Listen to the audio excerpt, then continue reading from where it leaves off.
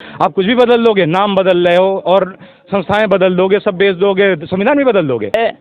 इतनी चरम पे बढ़ती हुई महंगाई, बेरोजगारी इत्यादि भ्रष्टाचार से लेकर सब कुछ देश बर्दाश्त कर सकता है, मगर संविधान पर अगर आँच आई तो देश हरगिज नहीं बर्दाश्त कर सकता है। बिल्कुल मोदी जी को ऐसे व्यक्ति को अब तक के जो है उसके पद से हटा देना था और इसके ऊपर जो है विधिक कार्रवाई करते हुए इसको जो है सलाखों के पीछे डालना चाहिए था।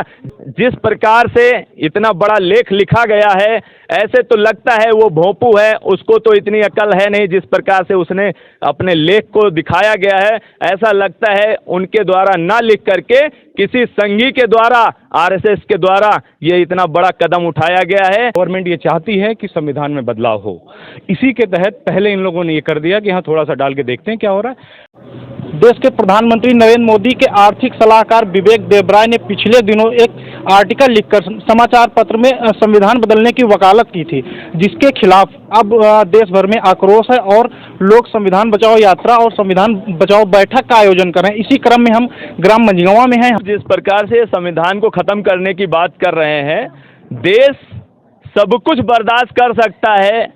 इतनी चरम पे बढ़ती हुई महंगाई, बेरोजगारी इत्यादि भ्रष्टाचार से लेकर सब कुछ देश बर्दाश्त कर सकता है, मगर संविधान पर अगर आँच आई तो देश हरगिज नहीं बर्दाश्त कर सकता है, क्योंकि देश के प्रत्येक व्यक्ति की आत्मा संविधान में बसती है और संविधान से अगर छेड़छाड़ की जाएगी तो देश का एक एक व्यक्ति रोडों पे होगा और इस मौजूदा सरकार को बता देगा कि और किस प्रकार से अगर संविधान पे बात आएगी तो इनको भी सत्ता से उखाड़ करके फेंकने का काम करेगा।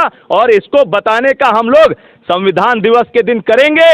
26 नवंबर को संविधान दिवस के दिन संविधान बचाओ पद यात्रा का आगाज हो चुका है, जो क्षेत्र के कई कई गांवों के जो है बड़ी से बड़ी संख्या में लोग आकर के इसमें विरोध प्रदर्शन भी जताएंगे 26 नवंबर को। अभी तक विवेक देवराय की गिरफ्तारी नहीं हुई, ना ही उस पर कोई कार्रवाई हुई, इसको आप कैसे देखते हैं? बिल्कुल मोदी जी को ऐसे व्यक्ति को अब तक के जो है उसके पद से हटा देना था और इसके ऊपर जो है विधिक कार्रवाई करते हुए इसको जो है सलाखों के पीछे डालना चाहिए था। जिस संविधान की शपथ एक राष्ट्रपति से लेके, प्रधानमंत्री से लेके, मुख्यमंत्रियों से लेके, कैबिनेट के मंत्रियों से लेके, सांसदों से लेके, विधायकों से लेके मैं ग्राम प्रधान तक संविधान को मजबूत करने की शपथ लेता है, उसी संविधान को बदलने की बात अगर विवेक देबराय ने कही है तो ये पूरी तरीके से निराधार, पूरी तरीके से इन्होंने संविधान पर एक तरीके से अटैक करने का काम किया है। और संविधान को हमारे महापुरुषों ने जिस तरीके से त्याग और बलिदान और परिश्रम संघर्ष करके लिखने का और हम सबको एक समान एक धागे में फिरोने का काम किया है, विभिन्न जातियों में बंटने के बाद, विभिन्न धर्मों में बंटने के बाद अगर हम सब एक हैं तो उसके पीछे है भारत का संविधान। और संविधान को हरगिज हम लोग जो है मिटने नहीं देंगे।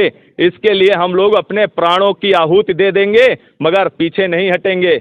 क्या लगता है सरकार का संरक्षण उन्हें प्राप्त है, अभी तक गिरफ्तारी नहीं हुई? बिल्कुल, जिस प्रकार से इतना बड़ा लेख लिखा गया है, ऐसे तो लगता है वो भोंपू है, उसको तो इतनी अकल है नहीं। जिस प्रकार से उसने अपने लेख को दिखाया गया है, ऐसा लगता है उनके द्वारा ना लिख करके किसी संघी के द्वारा, आरएसएस के द्वारा ये इतना बड़ा कदम उठाया गया है। क्योंकि संविधान से अगर किसी को दिक्कत अगर है तो सिर्फ और सिर्फ संघियों को दिक्कत है और किसी को दिक्कत नहीं है। परिषद ने उनके इस लेख से अपना किनारा कर लिया, बोला कि वो उनका निजी मामला है। कोई निजी मामला नहीं, इतना बड़ा निजी मामला नहीं है। वो अपने अगर उसके स्वयं के शब्द हैं तो मोदी जी उसको उठा करके क्यों ना बाहर करें, उसको क्यों पाल रखे हैं, क्यों उसको अभी तक उसके पद पे बना रखे हैं, उसको हटाएं ना तुरंत। और आगे की क्या तैयारियां होंगी आपकी? लगभग 1 महीने पूर्व से इसकी तैयारियां चल रही हैं और ये 26 नवंबर तक लगातार निरंतर इसकी तैयारियां और मजबूत होंगी। और इसमें लखनऊ जिले से ही नहीं, उत्तर प्रदेश की राजधानी लखनऊ से ही नहीं, अन्य जिलों से भी बड़ी संख्या में लोग आएंगे और सड़कों पे उतर करके इनको बताने का काम करेंगे कि जो है आज की डेट में हम लोग संविधान से छेड़खानी बिल्कुल बर्दाश्त नहीं करेंगे, हो कुछ भी। विवेक देबराय जी जहाँ तक मेरी जानकारी में नीति आयोग में भी काम कर चुके हैं, तो ये कह दिया जाए कि ये ऐसे ही इन्होंने बोल दिया, ये मैं नहीं मानता। क्योंकि नीति आयोग जब बना था उसमें इन्होंने काम किया था और किसी ठंके से पद पे थे, मैं एग्जैक्ट नहीं बताता, इसलिए ये सोची समझी रणनीति के तहत मेरा जबकि ये मानना है कि आरएसएस का ही एक किया हुआ काम है। किसी चीज़ को करने के लिए क्या होता है, धीरे धीरे प्रेजेंट किया जाता है, आप जानते हैं, और सरकार ये प्रायोजित है, गवर्नमेंट ये चाहती है कि संविधान में बदलाव हो।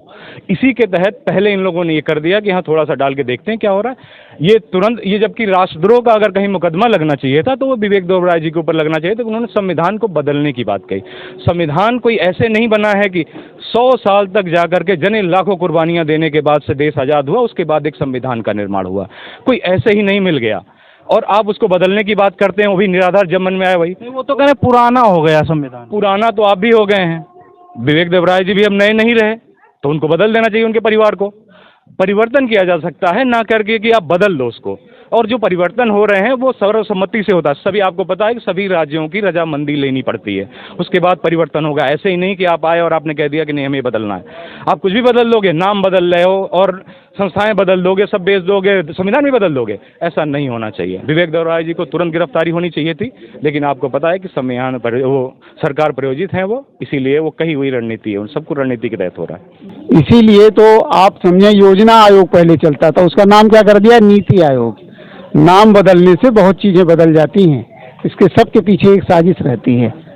अब योजना आयोग था तो सबसे राय लेना पड़ता था, योजना बनती थी तो पूरे देश के लोग शामिल होते थे। नाम तो अब भी है कि सभी लोग शामिल होते हैं, लेकिन क्या है कि अपना नाम बदल के मोनोपोली कर लिए हैं। हम अपने हिसाब से जैसा चाहेंगे वैसा कर रहे हैं, जो सरकार चाहती है उस तरीके से, चाहे विवेक देवराय हों या अन्य और भी लोग जो हैं, स्टेटमेंट कहीं से आता है वही पढ़ते हैं।